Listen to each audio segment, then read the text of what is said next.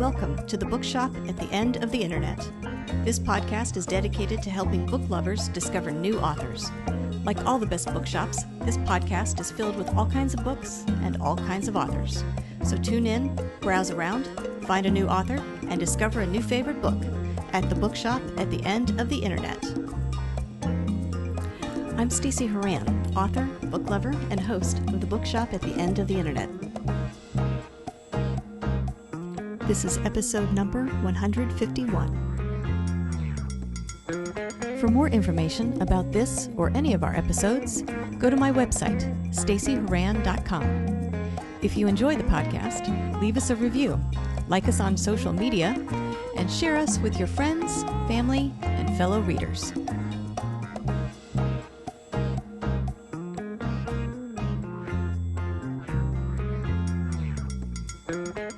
In today's episode of The Bookshop at the End of the Internet, I'm chatting with author Brooklyn Quintana about her debut young adult novel, Fynneas Fog, 9 of Swords.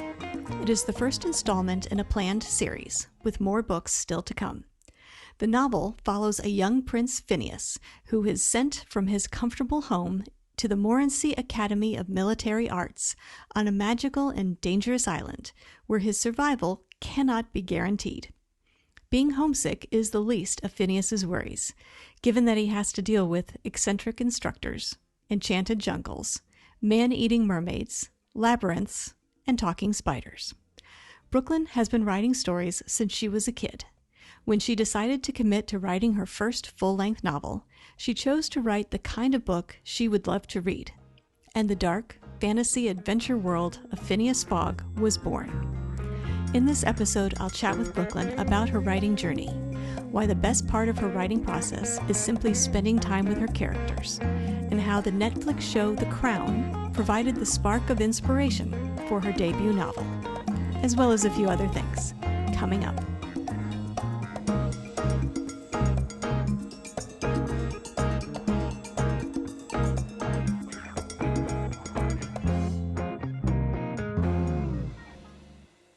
Brooklyn Quintana, I want to thank you very much for joining me today on the podcast. Thank you for having me.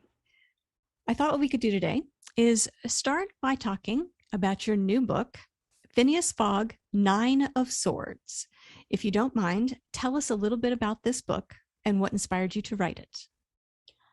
So 9 of Swords is the first book in the Fynneas Fog series, and it is a fantasy adventure that takes place for the most part on a tropical island and follows these two princes through this military school. And I mean, the inspiration behind it was very mundane. I just always wanted to be a writer since I was a little kid. And when I finally sat down to write the book and everything, I just wrote a book that I would personally want to read. And that's kind of how it came about. What was the spark for you with this story? At what point did you think, okay, I've got it now. This is the story I'm going to write? It's funny that you ask. I mean, I had been trying to sit down and write a book for a long time. And one day I was just in my living room with my mother and my grandma, and we were watching the Netflix show The Crown. And there was an episode that had a flashback of Prince Philip going to this boarding school in Scotland that was making him run this like crazy obstacle course race.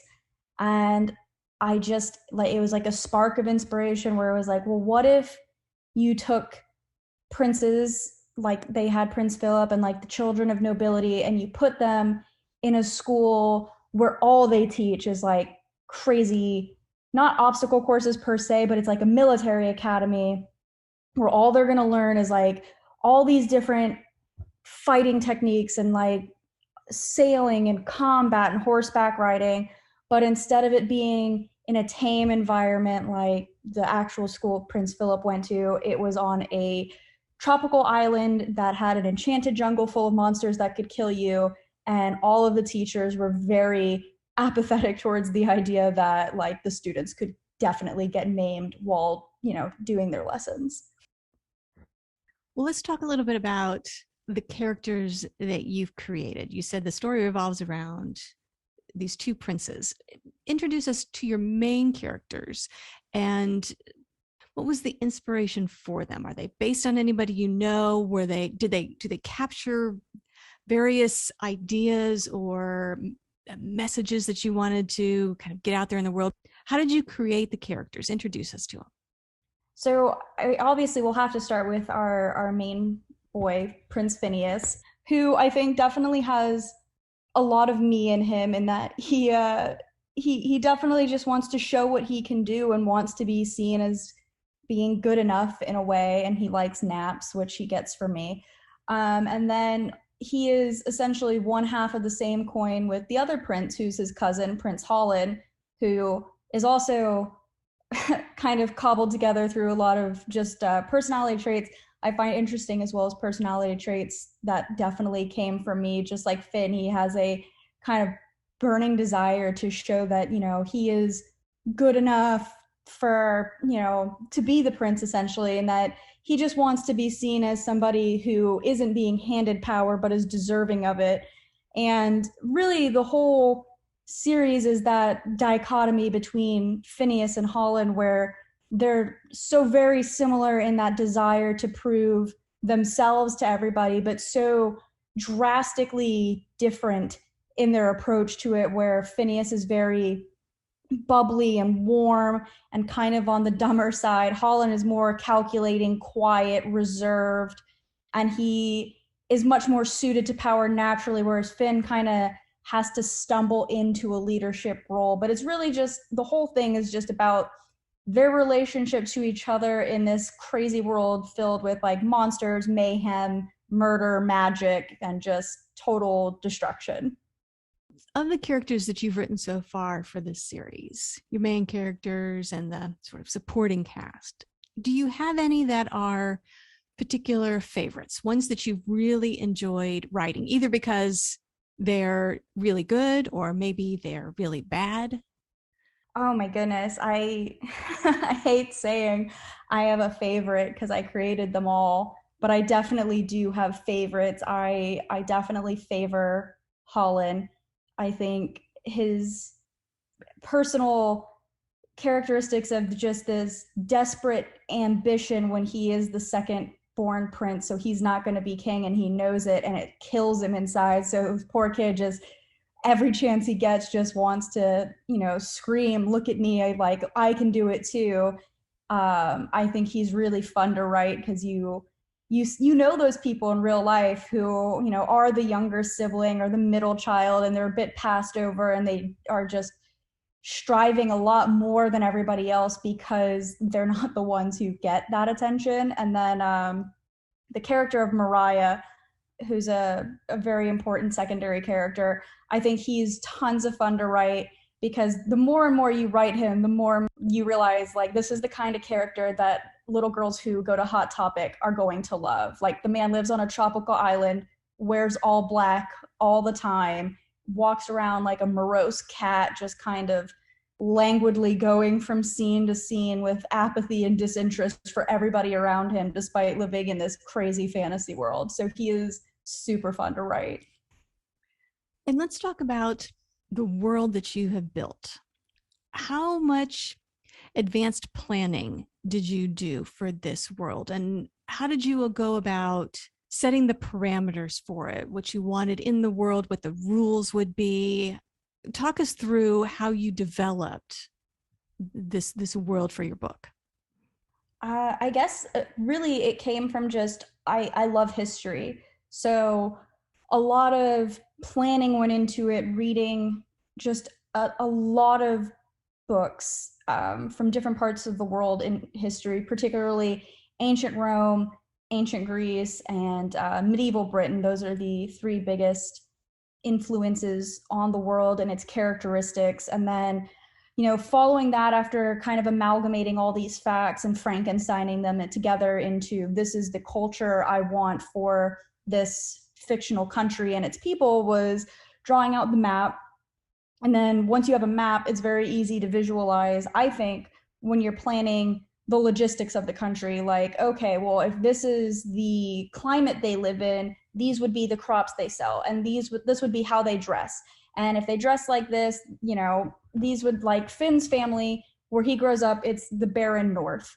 and it's just snowy all the time and the water is frozen over. So it's reasonable to assume it's going to be very hard for them to import anything via sea because the sea up north is frozen. So then you have to think about logistics, like how are they importing things? And then you think, okay, well, they live up north and Finn's family is, high up nobility, the highest you could possibly get.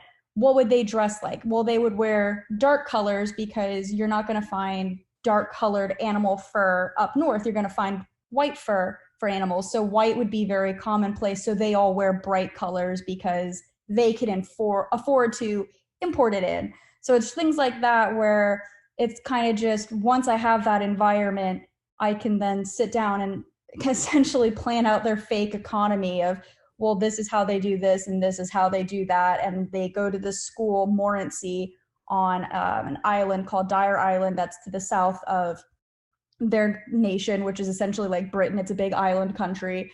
And they talk about the construction of the castle that they go to school in is very similar to the construction they're used to because they had imported the stones to the island. So the architecture, even though it's on a tropical island that has its own native village on it, it still has the architecture from their homeland because they had taken it over in the past and they, destroyed the castle that was there and they imported their own stone. So the stone doesn't match the natural landscape. So just a lot of envisioning the physical world they would live in and how people would live in those environments. And how much of this did you do before you started writing, and how much did you develop as you were drafting the story? I would say maybe about 80% was done before the book ever got started. I mean, I have full on different religious practices for the different regions that the different characters are coming from. So all of that was all mapped out and done. And the histories of all of the noble families was all figured out, where they come from, what their own castles are called, why their heraldry is what it is, that sort of thing. And then when writing, the other 20% is just essentially putting flesh on the bones of that kind of skeleton outline that you already had and just kind of making it come to life and breathing some, life into it, just kind of making it feel more organic and real and helping the world feel more lived in. And when you started this book, did you know that it was going to be a series, or was your focus just on Nine of Swords, this first book? It was a split focus. I mean, definitely, I always knew it was going to be a series, but I think when you're writing an epic fantasy series, especially one that's planned to be as long as the Fynneas Fog series, is you can't put the cart before the horse and think, well, what am I doing in book 2, 3, 4? You really just have to say, okay, well, I know the story is going to go on beyond Nine of Swords, but my focus has to be entirely on this book, telling the story of book 1, Finn's first year, out in the world at school, what's going on. So obviously there is that concise, tight plot of book 1 that's going on, but there's obviously threads that have been yet to be tied up because there will be more books following it. And you spent a lot of time developing the world. Do you plot out your books in advance? Do you plot the story and the timeline and the character arcs? Do you do all of that work before you start writing, or do you pants some of that as you go along?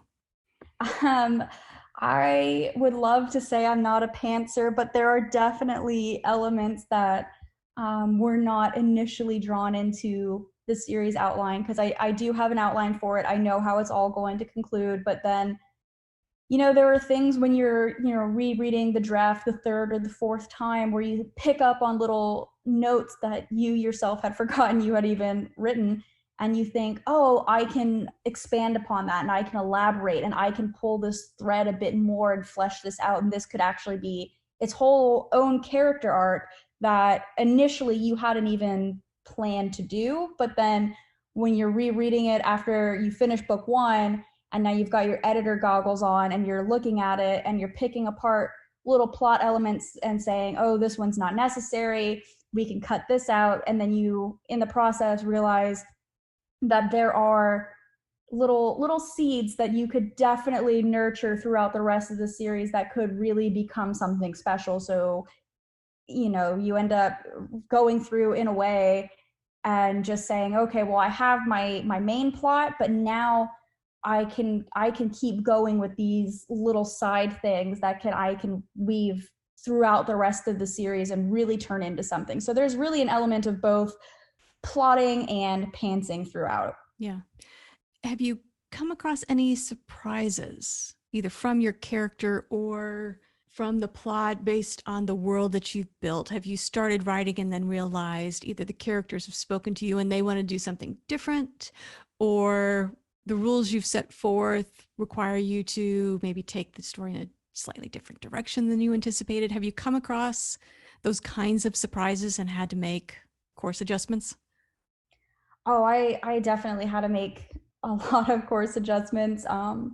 There were characters, I don't want to like say which ones because it would give things away, but there were characters who had entirely different character arcs in the background who I had to shift because they weren't the characters that were resonating with me, and they weren't the characters that were resonating with my beta readers as much as I had thought. And I had to say, okay, well, why are these characters specifically not the ones resonating? And then, like you said, kind of course correct and reread it objectively. So I kind of stepped away from it for a few months and I came back and I reread it and I had to think to myself, who is standing out other than Fynneas and why are they standing out? And let's kind of pick at that a little more and find what's in there, like kind of mining for gold, like you're panning and sifting through all the dirt and you can see something shiny and you're like, if I keep sifting, I'm gonna get there. So it was a lot of kind of doing that essentially, I guess.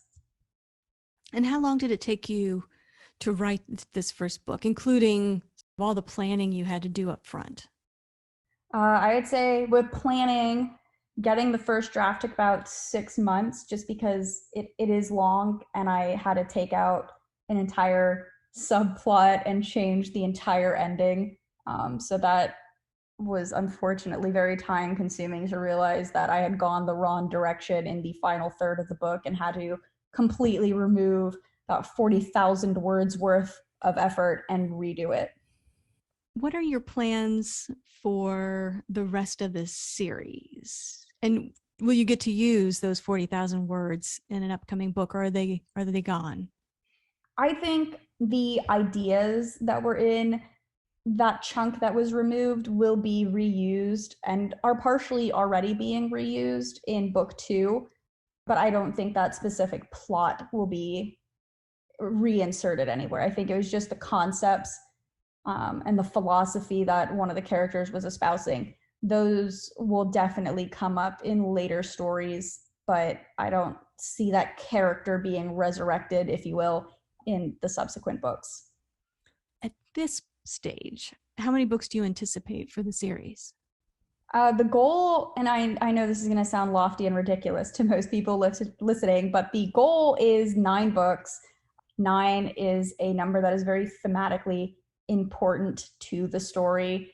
And I think with the story plotted out as it is, 9 would be a perfect number to really wrap everything up and conclude it satisfactorily. And I think when you kind of look at modern fantasy, the way things are going, 9 books in a series no longer seems ludicrous. And you are working on book 2 now? Is that? Yes, book 2 is unfortunately taking longer than anticipated, but there's a learning curve with writing a sequel. It was very apparent very quickly that writing book 2 was infinitely harder than writing book 1, but it is 3/4 of the way done. So hopefully that first draft will be ready to go and send off to an editor by summer. What sort of adjustments have you made to your writing, either the writing style or writing process for book 2? Because like you said, it is very different than writing your very first book, which is exciting and you kind of have all the time in the world.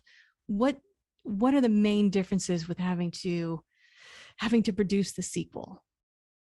I think the main difference is adjusting my writing and storytelling style, because book 1 was very much about establishing the entire world that you're getting into with Fynneas, like this, it's not our world, so you have to become accustomed to, you know, their physical landscapes, their culture, their religion, their beliefs. You have to meet all these characters and get on board with their philosophy and their way of life and everything. So book one was, I think, more dense in that world building aspect because there was so much groundwork that had to be laid, whereas book two is like, okay, well, the foundation's already set, we can just start building now. So there's a lot less discussion in book two about what things mean and why we're doing this and where we're going, because it's taking the approach that you've read book one, so like we're hitting the ground running and we're just gonna go. And I think whereas book one's writing style was very much in the vein that you are getting to know Fynneas, because it's a third person omniscient writing style. So you don't get to just know Fynneas, you get to know what all the characters are thinking and feeling, but Fynneas is your main vehicle through the story, essentially. I think book one spends a lot of time explaining and showing you why Finn is the way he is and what has brought him to this point and what his life has been like. And you spend a lot of time focusing on kind of the existentialism of his personal life crises at 12 years old. And book two, you know, a lot happened in book one. So book two is more of a reactionary book of, we're not being introduced to these characters for the first time and watching them change. We now know these characters, and now we're seeing how drastically they have changed because of all of the things that happened in book one. So you're not getting the same characters in the same emotional place. It is a lot more focused on nuance, where book one wanted to tell you about the world and the deeper emotions behind Finn's actions. Book two is more focused on the subtle nuance of, you know, slight body motions of a character, like, you know, a rigid stance or slumped shoulders, or why this person is now, you know, talking more concisely when once they had been so bubbly following all of the events in book one. So it's a much more reactionary kind of deep psychological dive into these characters, while also being a lot more fast paced and a lot more things are going on, because it's not as concerned with explaining where everybody is and who they are, because it's just like, okay, we know it, we know who these people are, we know where they are, we know what they're doing, so we're just going to go, and we're going to go hard. And you mentioned when you sat down to write this book, you decided to write a book that you would want to read. I'm curious, were you always a writer as a kid? Was this something you've always wanted to do, or is this something you have come to later in life? Oh no, I've been writing stories since I was like a little kid. I remember our elementary school had this like program where if you submitted a short story for like 20 minutes a day, you could get pulled out of class and you would sit with one of the teachers and edit it, and you would have it printed out and you could cut it up and paste it on like colored paper and illustrate it and everything. And I did so many of those because I was always coming up with stories, and I always had a real interest in writing and creating and like crafting worlds and characters. And then towards the end of high school, beginning of college, which sounds ridiculous when I say I've wanted to be a writer my whole life, I finally really got into reading and just would devour books and just reread them constantly. And I loved critical reading and I loved analyzing texts and everything. So it very much became not only a love of writing, but then a love of reading. And I ended up actually getting my degree in creative writing and English literature because, I mean, my mom told me all you have to do is go to school and get a degree. I don't care what it's in. So I just went with, okay, well, I have a real passion for it. This is what I will enjoy going to school for. And I never missed classes because I was just always excited to be there and to learn and to just kind of work on my craft. Was your preference for reading fantasy adventure books? You're writing that now. Was that your preference for the kinds of books you read? Definitely. I mean, I remember, like I said, I wasn't a big reader as a kid, but I do remember when I was little, in elementary school, the Harry Potter book series really blew up. And I had a passing interest in it, but I had no interest in sitting still and quietly reading. But my dad would actually read them to me. And I found that, when he read it to me, it was more interesting than me having to sit down in the quiet and stay, still and focused all by myself. But when my dad was reading it to me and he could explain, his thoughts on the characters or what's going on, or like explain big words that I didn't know because I was a little kid, I was like 7, 8 years old, that was really helpful. And that really kind of fostered that initial love in fantasy, and it only grew. And I love, even when it's fantasy I don't personally like, I can still take enjoyment in the fact that I love being mentally transported to a world that is so different than our own, and it's whimsical and it's fantastical, and I love dark fantasy. And I think that even my taste in movies kind of leans that way. Like Guillermo del Toro's Pan's Labyrinth was always a big inspiration for me. I love that movie. I think it's a perfect take on dark fantasy, and it definitely inspired kind of the aesthetic of the jungle that's in book one. So I think that, yeah, like I said, I wanted to write a book that I wanted to read, and I always have gravitated towards, fantasies, knights and swords and kings and crazy political intrigue in the court and dragons and mermaids. That is what kind of fuels me. It's the sun to my flower, I guess. Like that's what keeps me going. So I just wanted to kind of put my own take on it, essentially. And on this writing journey of yours, what have you found to be the most challenging part of it? Oh, there's so many things, but I guess the most challenging part of it is my mind just kind of wanders and fills in the blanks, and I know where everything's going. So I'll listen to a piece of music that'll remind me of one of my characters, or a scene in either, book one that already exists, or book five down the line, and I can envision it perfectly and I get so excited. And the hard part is realizing nobody else is going to get excited about it unless you sit down and do it. And sitting down to write sometimes is just not what I want to be doing, as bad as it sounds. It's just one of those things where you have to be in a real certain headspace to sit down in silence and just write for a few hours. And there are days or even weeks where I am not mentally in that realm where I want to be still and quiet and focused and very meditative over what I'm doing.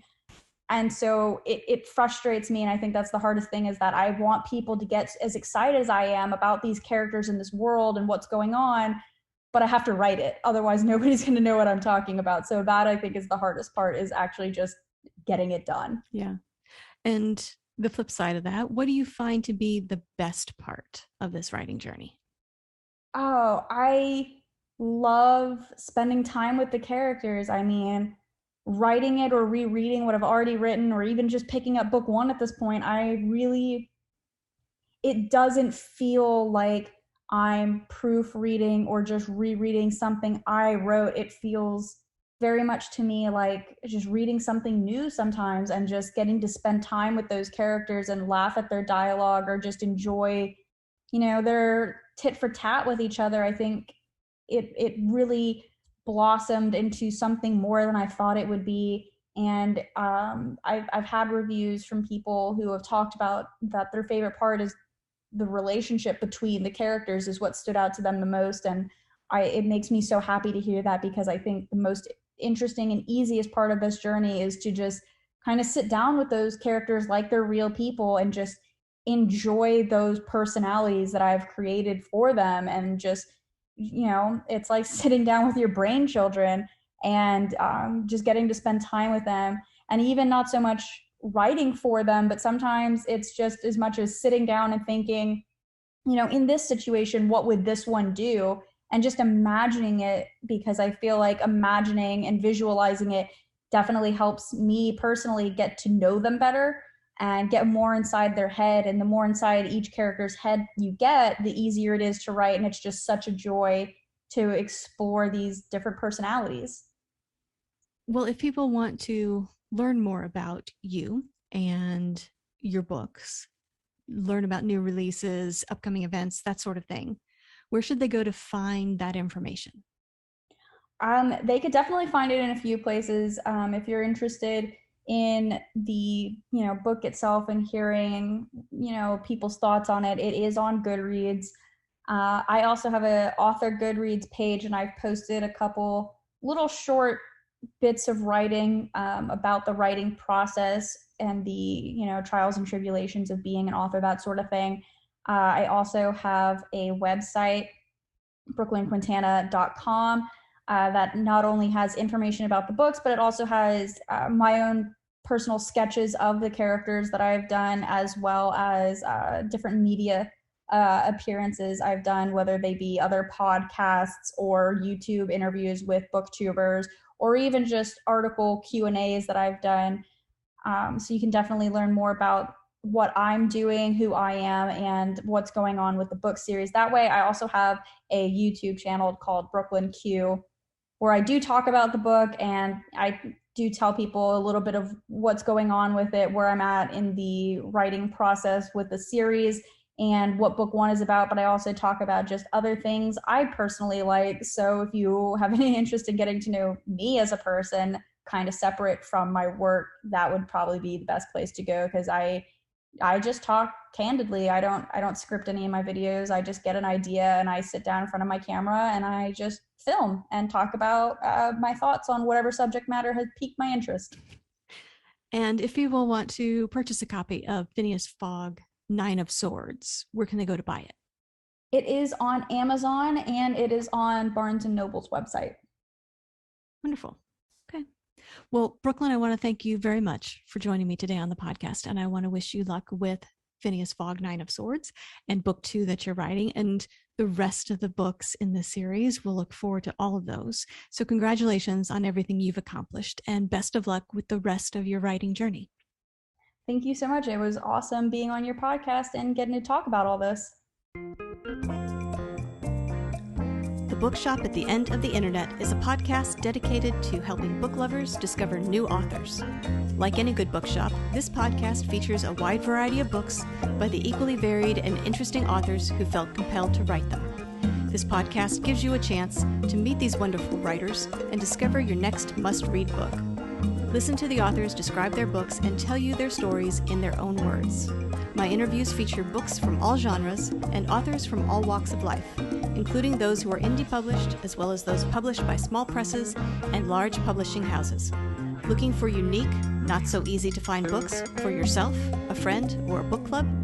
Tune into this podcast and find your newest favorite author, or maybe a soon-to-be bestseller. This podcast, like all the best bookshops, is filled with all kinds of books and all kinds of authors. Tune in, browse around, find a new author, and discover a new favorite book. You never know what treasures you might find in the Bookshop at the End of the Internet.